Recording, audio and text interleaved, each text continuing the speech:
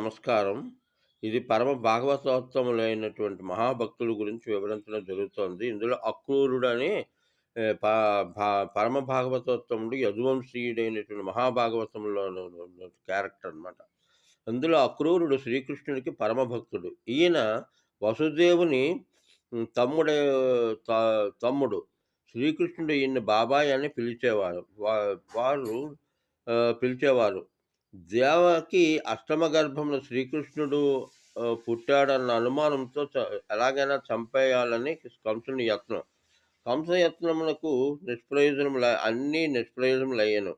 అయితే కపటోపాయం ద్వారా యత్నించుటలో శ్రీకృష్ణుడు బలరాములను మధురకు తీసుకువచ్చే బాధ్యతను అక్రూరునిపై ఉంచెను. కంసుడు శ్రీకృష్ణ దర్శనమునకు అవకాశం ఏర్పడిందని అక్రూరుడు మిక్కిలి సంతసించెను. శ్రీకృష్ణుడే నా